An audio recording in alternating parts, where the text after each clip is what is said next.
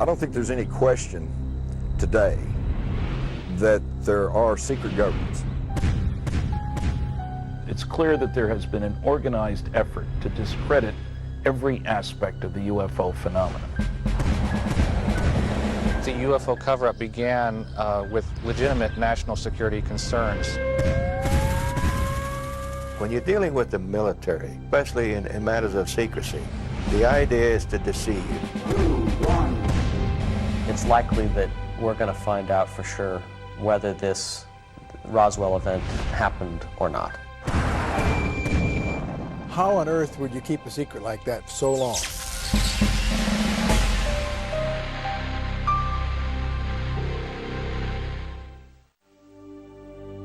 Almost 60 years after Roswell, the mystery of what crashed in the deserts of New Mexico remains a secret. The government's official stance about the existence of UFOs has always been denial. Eyewitnesses have come and gone. Project Blue Book, the UFO study program of the U.S. Air Force, has gone out of business. But many questions remain. Researchers and private investigators continue to follow every lead in hopes that someday the truth will be revealed. Newly leaked classified government documents may be the first real evidence to shed light on this never-ending story. I decided that instead of looking at photographs, or instead of trying to sort out new witness testimony, that it'd be better to try a different approach, which was the approach of authenticating documents. Dating from the 1940s and 1950s, these documents refer to extraterrestrial contact and the secret operation established to investigate this phenomenon. This project was led by a group of men appointed by executive order. They operated under the code name Majestic 12, or simply MJ-12. If it is true that the United States government has pursued a very aggressive but deeply clandestine effort to collect and contain information about UFO phenomena, including crashes, military encounters, and whatnot, it is absolutely essential that there be documents about that effort. And when I look at the MJ-12 documents, I say to myself, these are the kinds of documents a person would expect to see. This kind of document has to exist. It is the unanimous opinion of the members that Operation Majestic 12 be a fully funded, operational, top-secret research and development intelligence gathering agency. It is also recommended that a panel of experts be appointed to chair and oversee the functions and operations of said agency. Its members should have appropriate security clearances. What impresses me most about these documents is all these checkable details. We got so many names to check out, so many dates, and so many places. We'll be at this for the next couple of years, but so far it looks impressive that these things are checking out to be true, real, and authentic. A major objection to all the documents is that we don't know who provided them.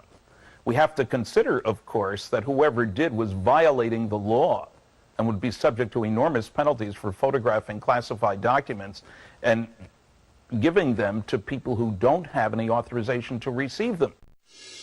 It began in 1988 when I began filing Freedom of Information Act requests to the government for any information on UFOs. And then in October 1992, I went to the post office and I pulled out a Time magazine that had a document inserted in it, and I just thought it was a prank. I was working my shift as a security officer at Pine Knot Landing. An old gentleman came to the gate and I said, well, I'm Thomas Cantwell. He told me he was in the Army's Counterintelligence Interplanetary Phenomenon Unit since 1942 and had been involved in the UFO program almost into the 1980s. And he just wanted to let me know that he was real, to tell me everything, get it off his chest, because he didn't think he had much longer to live. The IPU stands for the Interplanetary Phenomenon Unit, and this is rumored to have been a unit within the Army late 40s, early 50s. Some people link the late Douglas MacArthur with this group, that they were involved in some kind of early UFO investigation. My father himself had been involved in the United States Air Force's UFO program for several years. I also learned after my father's death, by going through his papers, that he was awarded the Air Force Commendation Medal and was given a special citation by order of General LeMay for his outstanding work in the United States Air Force UFO program. It's very clear to me that UFOs are real. The data that we have in hand establishes that beyond a shadow of a doubt, to my mind. And that some of them certainly involve observations of alien spacecraft. This is a completely independent question from whether or not the MJ-12 documents are real themselves and are valid. I had no interest or beliefs in UFOs, and I never considered giving any thought to the phenomenon itself. But when your own father tells you they're real, that the Air Force considered them very threatening to the United States Air Force, then I began to have a different attitude. The documents that Tim Cooper had were really very extensive. There were 100 pages, 50,000 words. The things that they talk about, however, are stunning. A consensus reached by members of the panel that until positive proof that the Russians did not attempt a series of reconnaissance flights over our most secure installations, the sightings and recovered objects are interplanetary in nature. Buried in one of these MJ-12 documents is the White Hot Report. It is a reference to a discovery in 1941. This alludes to the possibility that a UFO crashed in the United States 6 years before the Roswell event. I originally read the first account, at least that I'm aware of, the only real account of the Cape Girardeau 1941 crash retrieval event in Leonard Stringfield's 1991 volume about crash saucers. And I didn't think a lot about it until one of these newer MJ-12 documents mentioned the crash in Missouri.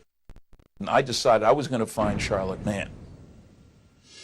Grandfather had been called out, that someone had called in that there had been a plane crash outside of town, and would he be willing to go to minister to people there, which he did.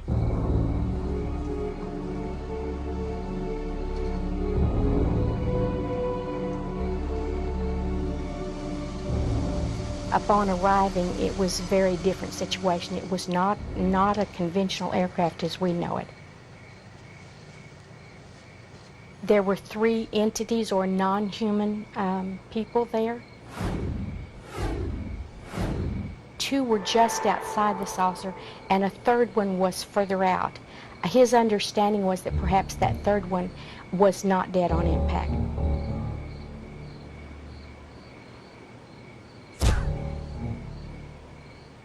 So Father did pray over them, give them last rites. Not long after they arrived, military just showed up. I surrounded the area. Grandfather didn't know what was said to the others, but he was told, this didn't happen, you didn't see this, this is national security, it is never to be talked about again.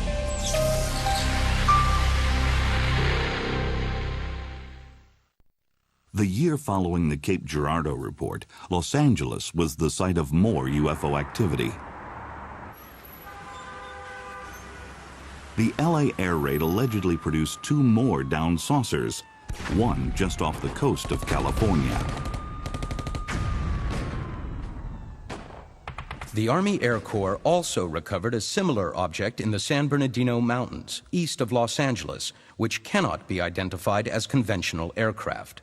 This headquarters has come to a determination that the mystery airplanes are in fact not earthly, and according to secret intelligence sources, they are in all probability of interplanetary origin. With the United States at war, it appears that President Roosevelt saw this interplanetary phenomenon not as a threat, but as a great opportunity. I have considered the disposition of the material in possession of the Army that may be of great significance toward the development of a superweapon of war.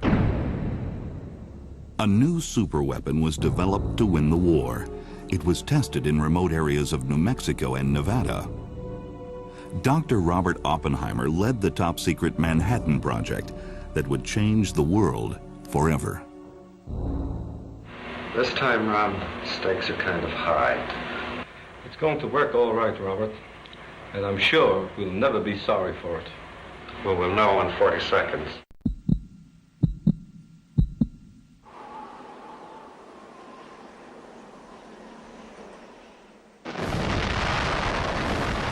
As the atom bomb experiments continued, so did the sightings of UFOs. Many believe that it was this nuclear testing that actually drew these mysterious objects to the area. The government's first official UFO program study showed that UFOs were very interested in things atomic, things that generated plutonium. And our documents also show that. Specifically, there's one case where they talk about a crash site just a half a mile from the Trinity site, which is the first atomic test on the planet.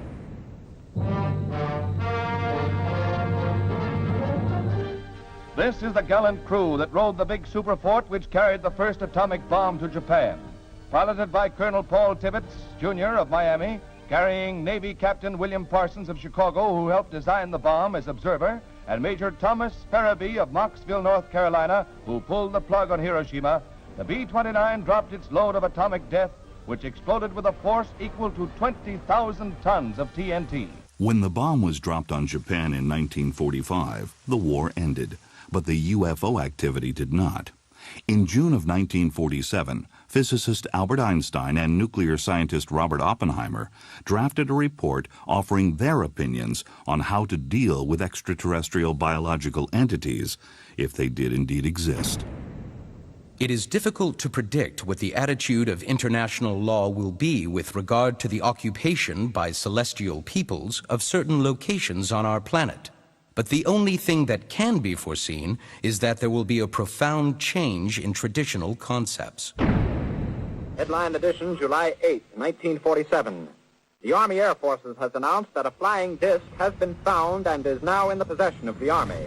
Army officers say the missile, found sometime last week, has been inspected at Roswell, New Mexico, and sent to Wright Field, Ohio, for further inspection.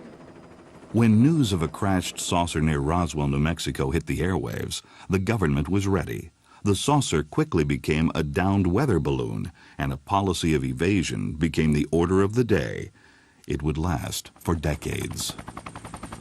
I think the U.S. Air Force explanation that mogul balloons, what crashed at Roswell, is just specious. First of all, the timing is wrong. The technologies are wrong. Certainly pieces of a mogul balloon or the sensor systems attached thereto would have been identifiable, and they aren't. I believe that these kinds of answers actually do a disservice both to the American people and to the Air Force itself.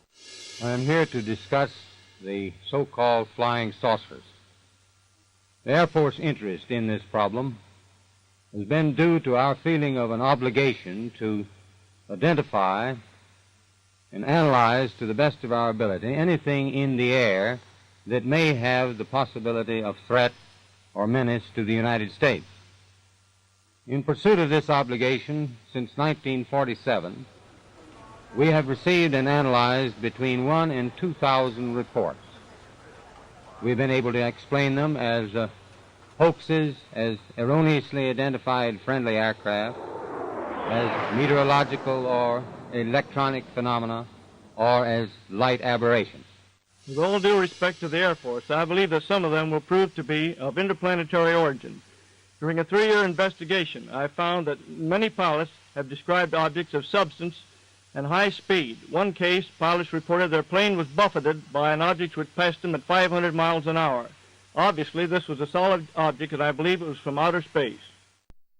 I am certain that there have been several recoveries of alien craft and bodies in the United States. I'm using the word several advisedly, that it could be very conservative. Roswell was not the first incident. My feeling is that the Missouri incident in 1941, as related by the Reverend William Huffman to his granddaughter, did indeed occur. I believe there's a cover-up on the UFO subject because so many different things point to it. Clear, well-documented reports from credible witnesses, a lot of documentary information from the archives, a pattern of denial from the government that looks almost silly, a pattern of denial from scientists that is clearly informed not by facts, but by some kind, I would say an indirect kind of intimidation. The reason I feel the Air Force and the government in general is trying to destroy my father is so that they can destroy the Roswell event. That must mean that there really is something there that they have to hide, that this must be kept from the public at all costs. When you're dealing with the military, especially in matters of secrecy, the idea is to deceive. There is a manual, you well know, that IMJ-12, which also states to discourage witnesses, to put out false statements, to protect the secrecy of this 1947 event. One of the first documents that I got was entitled Extraterrestrial Entities and Technology Recovery and Disposal. The content of the Special Operations Manual is really quite stunning. It explains why it's so important to keep it secret and how they go about the process, how they keep the public in the dark, what lies they tell them, what deceptive statements. Great care must be taken to preserve the security of any location where extraterrestrial technology might be retrievable for scientific study. The most desirable response would be that nothing unusual has occurred. It may become necessary to issue false statements to preserve the security of the site. We continue to study the Special Operations Manual and look at each aspect of it and try to determine the authenticity of it. Subtleties like the use of the term Central Intelligence instead of Central Intelligence Agency show a subtle amount of arrogance that is indicative of the Central Intelligence Agency in 1954. The 32-page Special Operations Manual also includes the Extraterrestrial Technology Classification Table. It details procedures for retrieval of crashed saucers, how to handle organic matter, and where to ship the bodies. The Blue Lab at Wright Field in Ohio was the secret destination for some of this material. A young woman named June Crane worked in a classified office at the base. Shortly before she died, she told her story. I started at Wright-Patterson in '42. I was 18 years old, and all of the people I worked with were older than me. So I'm probably the last survivor of my lab group and probably the last one still around to talk about it. I had a Q clearance. I worked with scientists and with engineers. I knew a man named Clarence Smith. He was a master sergeant. He came in one day before we started to work, very upset. Clarence told us that his plane brought back 2 bodies in crates from New Mexico. When I asked which plane had crashed, he said, it wasn't a plane, it was a flying saucer. Well, they knew of 3 crashes that I was aware of by 1952. Maybe there were more. In '52, there was a crash cover-up. Roswell was in '47. That balloon story was a damn lie then, and it's still a lie.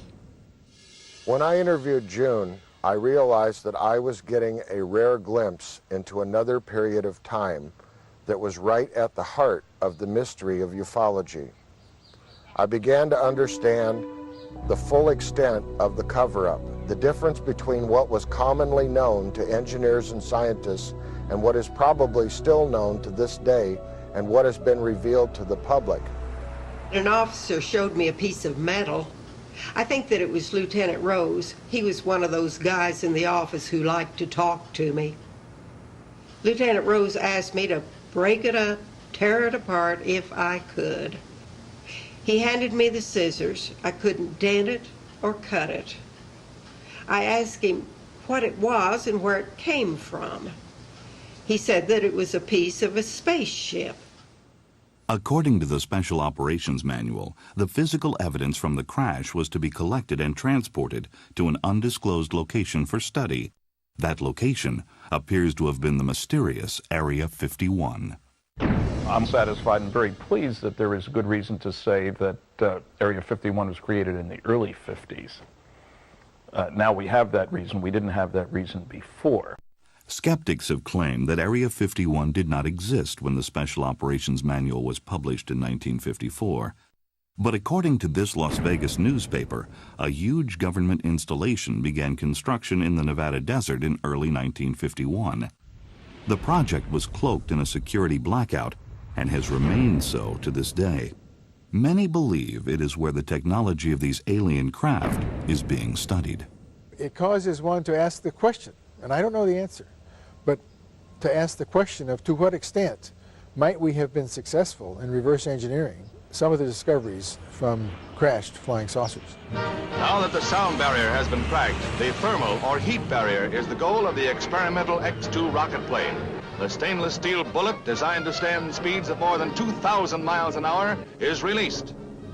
On these tests, the rocket plane is not fueled, but in future runs, when it attains maximum velocity, heat developed by friction may reach more than 1,000 degrees. Here, the ability of metal and alloys to withstand the heat are expected to provide valuable data for projected spaceships and satellites.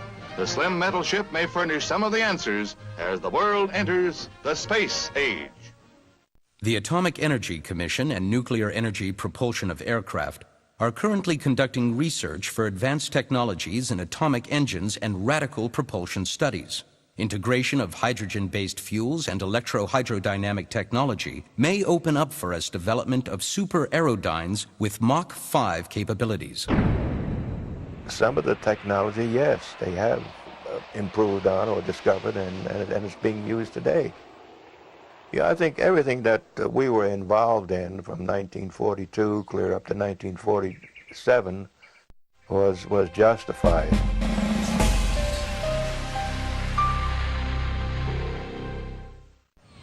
Just weeks after the crashes at Roswell, President Harry Truman named James V. Forrestal as the first Secretary of Defense. On September 24, 1947, a top-secret research and development operation was established under his direction. It was called Majestic 12. It's my understanding that MJ-12 was basically a sort of oversight, administrative, policy-making group, very small, and that the people who were responsible to MJ-12 were very select people in various branches of the intelligence community, the military and military department.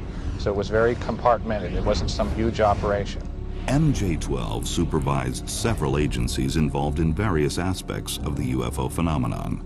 But only the 12 Majestic members knew the whole story, and they reported only to the President on a need-to-know basis.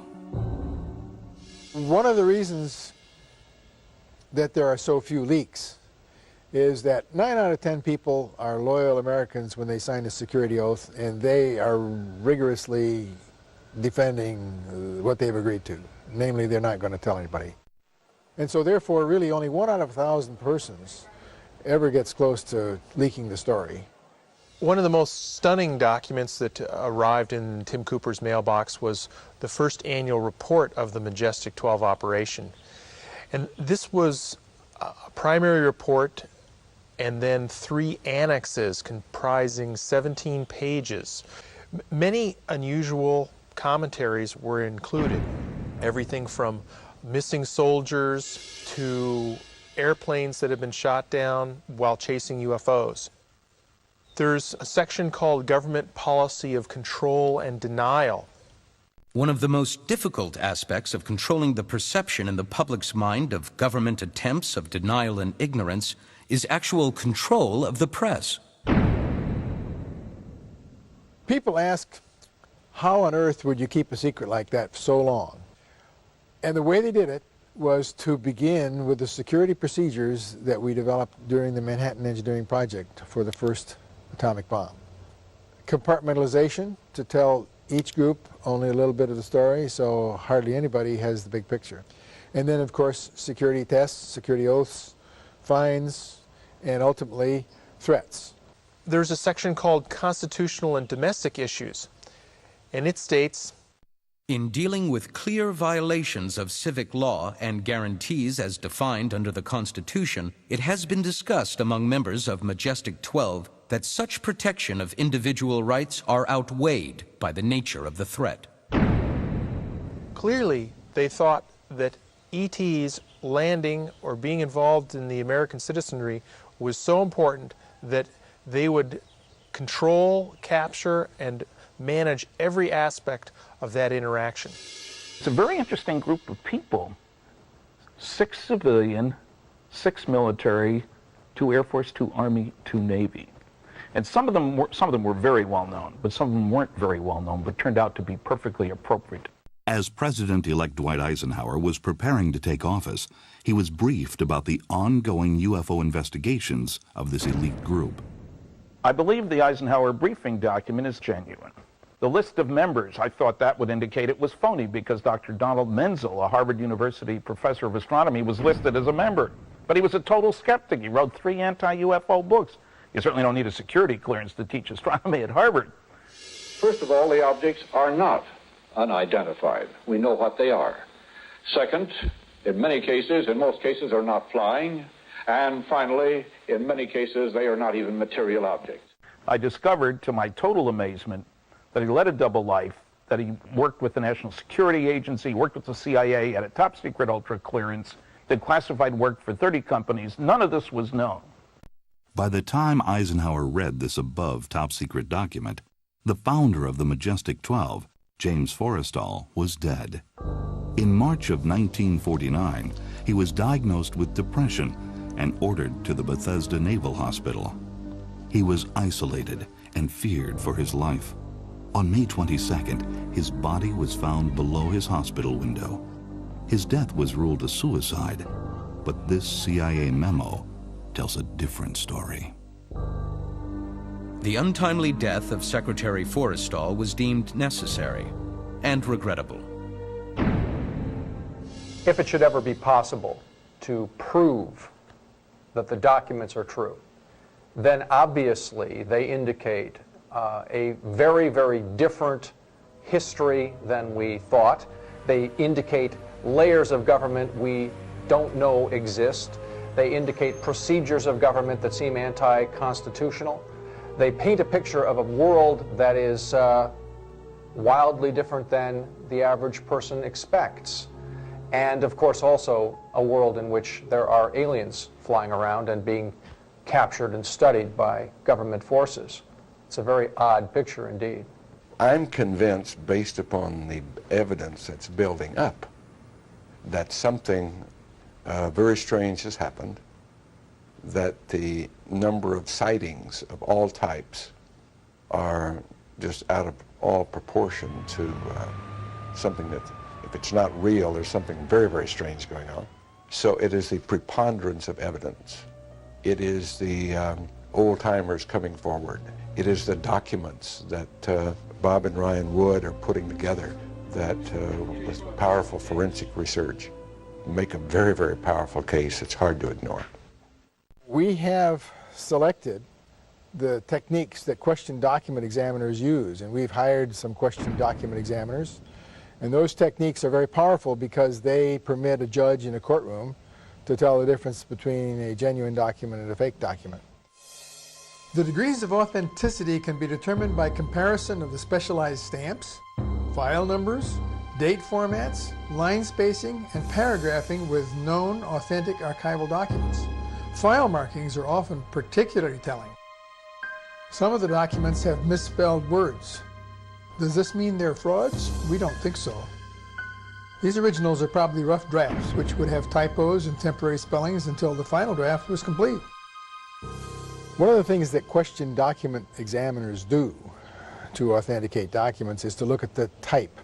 And so when you study the typography and become familiar with how the hot lead printing presses of that era worked, you find that once every so often there was a letter Z that was raised because it was not commonly used. We found a document from that era that shows a raised Z, and we have in our own document about every third Z is raised. This is just exactly the kind of thing that telegraphs authenticity.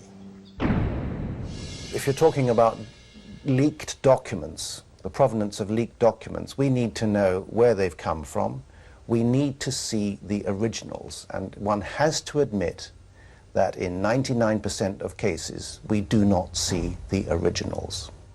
We have several documents that are original pages. These permit testing that cannot be done with copies. For example, we can date a document by analyzing its ink. A small sample is punched out, leaving a pinhole in the paper. The ink is then dissolved, and by using liquid chromatography, the colors are compared with a standard library of inks. The imprint made by the individual typewriter keys can be used to compare with a library of typewriter fonts. The watermark on the paper can often be found and dated. Sometimes we can even see through the blacked out areas and decipher the hidden words.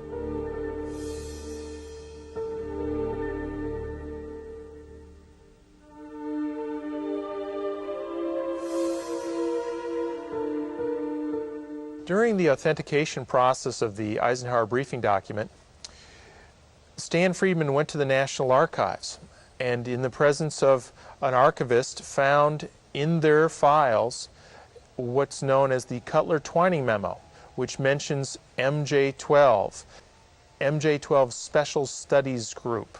We have an original onion skin paper with the appropriate watermarks, original declassification markings. It is a hard, physical, testable piece of paper. It's in a secure facility at our National Archives in College Park, Maryland. This declassified document seems to provide proof that MJ-12 was a reality, even though the government has never acknowledged its existence. So, after you use these question document techniques, to the best of your ability, it turns out that the documents almost speak for themselves as being genuine.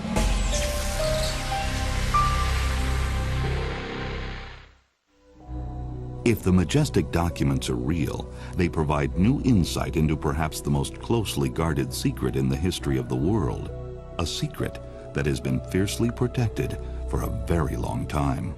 I think that government secrecy, classifying this information at what amounts to an above top secret level, was absolutely warranted in 1947, and maybe earlier, because I think all this business got started perhaps during the Second World War.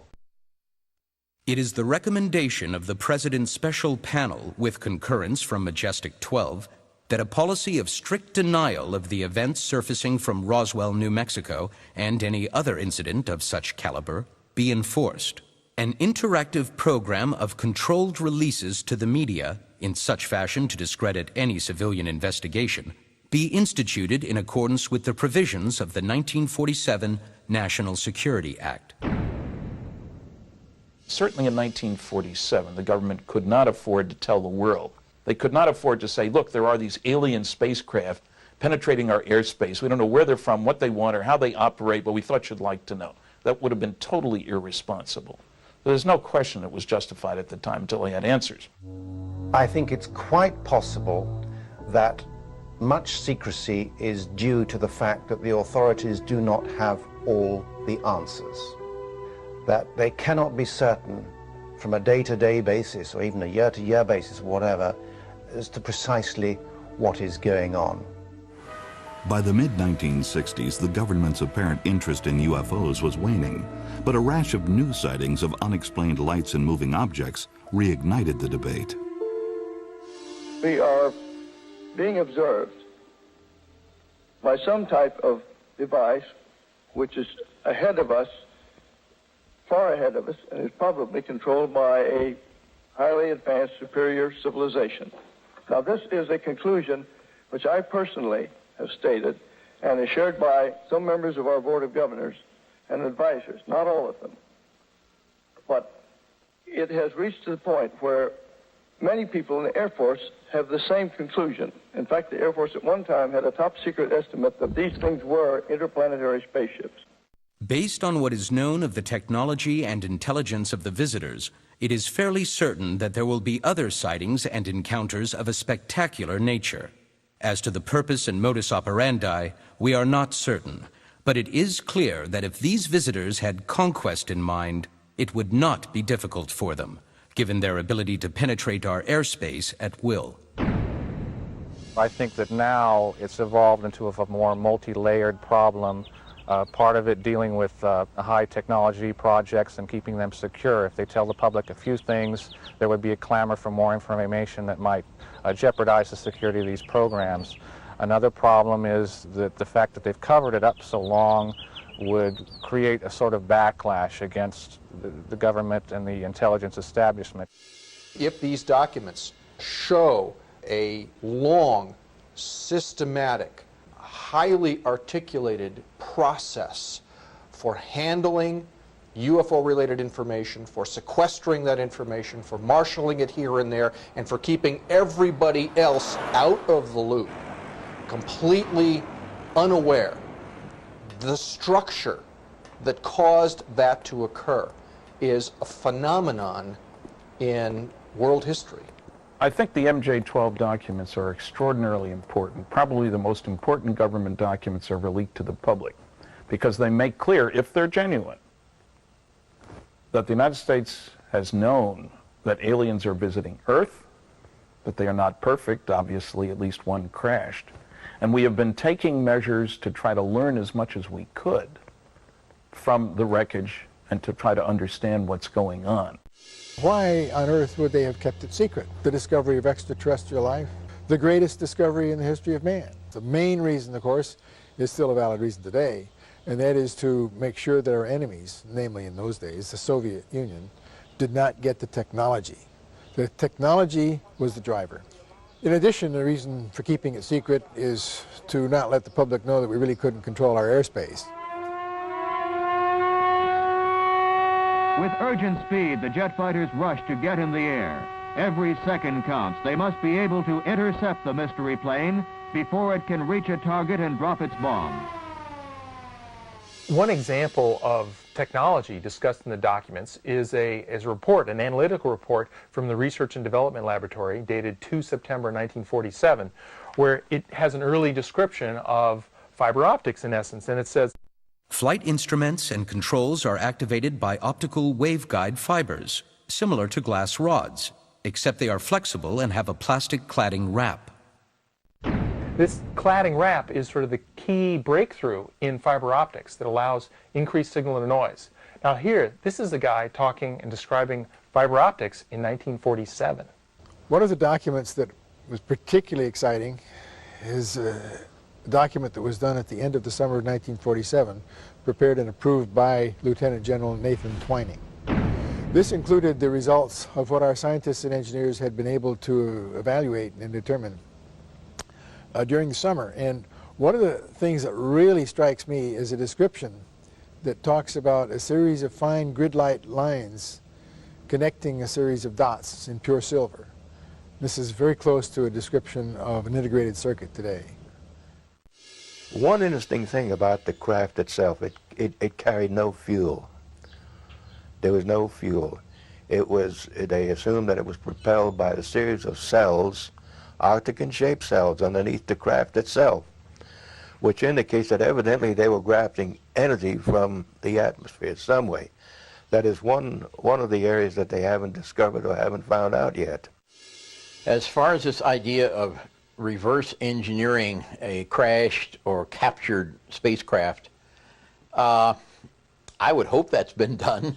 I'd hate to think that something has been sitting there longer than the lifetime of most of the people who will see this program and nothing's been done to it. The potential for learning is astounding, and not attempting to reverse engineer it would be unthinkable. The YB-49 flying wing makes its maiden flight.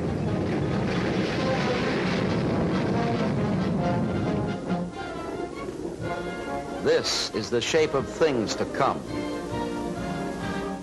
Well, what if in the last 5 years we've developed new techniques for monitoring vehicles in the sky? We've got stealth aircraft, maybe the other guy will have stealth aircraft. Should that be made public? And if we use those techniques to monitor flying saucers, should that be made public? Should the secrecy continue now? I've never been an advocate for putting everything on the table, especially technology. I have mixed feelings about what the government should do about covering up the truth about flying saucers. I would like the government to stand up, take away the ridicule that's been heaped on a lot of people. So a government announcement would bring forth a tremendous amount of data. Are these documents authentic, and is their narrative real? I believe that there are four possibilities. One, of course, is that they are frauds created as a hoax by a gifted amateur. The second possibility is that they are officially constructed disinformation, perhaps created decades ago for the purposes of Cold War misinformation for some kind of geopolitical purpose. The third possibility is that the narrative is a mixture of fact and fiction. And then the fourth possibility, of course, is that they are authentic, genuine, leaked documents that describe some remarkable events concealed from the history books.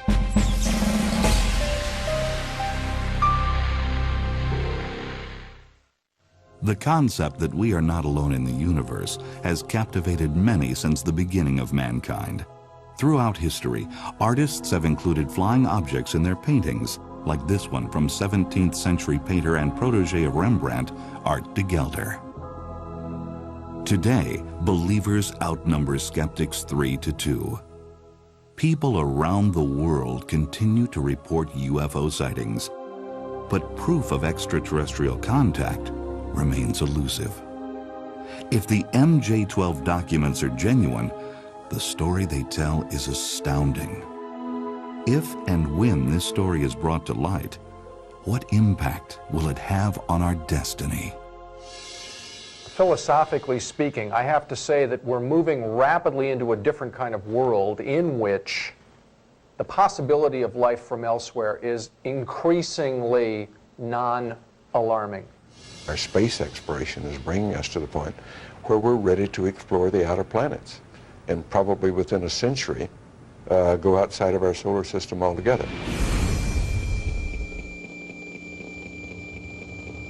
So it's time that all of this is exposed for the sake of science, for the sake of the stability of our government, for the sake of civilization itself. I've steeped myself in flying saucer information for more than 40 years. I worked on classified government-sponsored programs. It's clear that there has been an organized effort to discredit every aspect of the UFO phenomenon. These documents are no exceptions. If they're genuine, they're of extraordinary importance for all of mankind. If, in fact, we have recovered an extraterrestrial spacecraft sometime in the past 50 years, then, of course, we are in possession of definitive evidence that we are not alone. One of my heroes in life, Carl Sagan, was fond of saying, on the day that we do discover that we're not alone, our society may begin to evolve and transform in some incredible and wondrous new ways. That's a day to look forward to, I believe.